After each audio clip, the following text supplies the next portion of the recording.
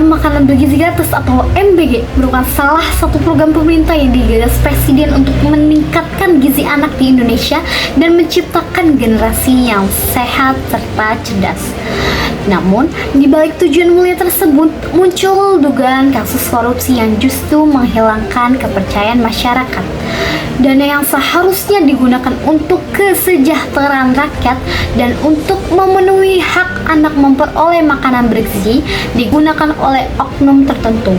Akibatnya, program yang seharusnya menjadi investasi masa depan bangsa justru berubah menjadi ladang korupsi. Berdasarkan laporan hukum online dan Kejaksaan Agung, program MBG memiliki anggaran yang sangat besar, yaitu sekitar 85,27 triliun pada tahun 2025 dan direncanakan mencapai 258 triliun pada tahun 2026. Dalam penyelidikan Kejaksaan Agung ditemukan dugaan penyimpangan tata kelola MBG pada Rabu 3 Juni 2026. Kepala Badan Gizi Nasional Daden Hidayana bersama dua penjabat bagian lainnya, yaitu Wakil Kepala Bidang Operasional Pemenuhan Gizi Sony Sonjaya dan Wakil Kepala Bidang Pengembangan Organisasi Londek Pusung, ditetapkan sebagai tersangka dan ditahan dalam kasus dugaan korupsi program MBG. Menurut hasil penyelidikan, terdapat berbagai bentuk penyimpangan antara lain pengembungan harga atau markup, pengadaan motor listrik, pengadaan hampir 32.000 tablet, pengadaan TV yang juga diduga mengalami markup, serta juga dugaan pengadaan yang tidak transparan dan adanya pihak yang memperoleh keuntungan secara melawan hukum. Korupsi merupakan penyalahgunaan jabatan atau kekuasaan untuk memperoleh keuntungan pribadi yang merugikan kepentingan umum.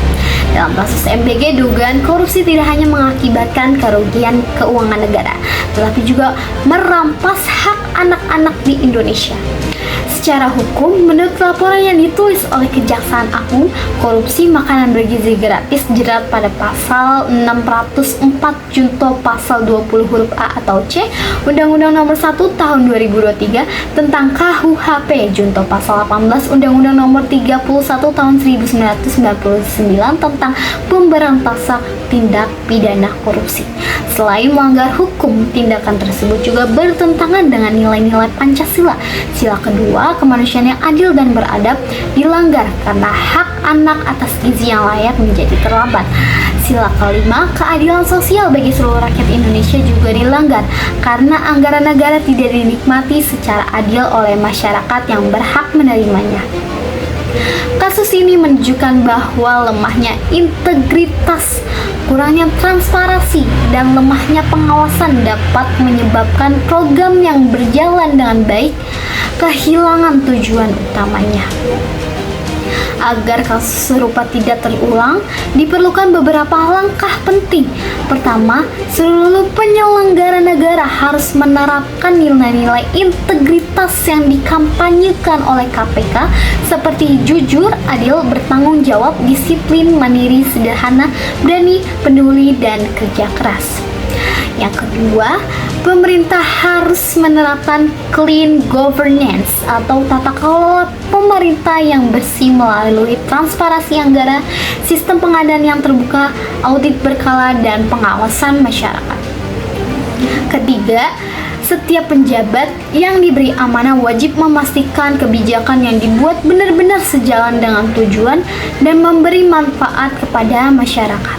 Yang terakhir, penegakan hukum juga dilakukan secara tegas agar memberikan efek jerak kepada pelaku korupsi. Menurut saya, korupsi dalam program makan bergizi gratis bukan hanya persoalan hukum, tetapi juga persoalan moral dan kemanusiaan. Ketika dana yang harusnya digunakan untuk memenuhi kebutuhan gizi anak-anak namun disalahgunakan, yang dirugikan bukan hanya negara, tetapi juga masa depan generasi penerus bangsa.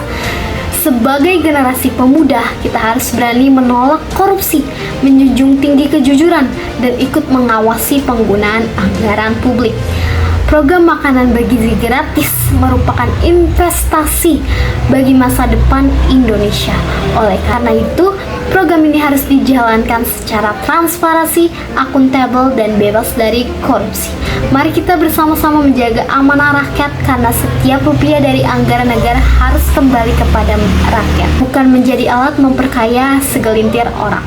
Ingat, korupsi bukan hanya mencuri uang negara, tetapi juga mencuri kesejahteraan rakyat dan masa depan anak-anak di Indonesia. Itu saja dari saya, kurang lebihnya mohon maaf. Wassalamualaikum warahmatullahi wabarakatuh.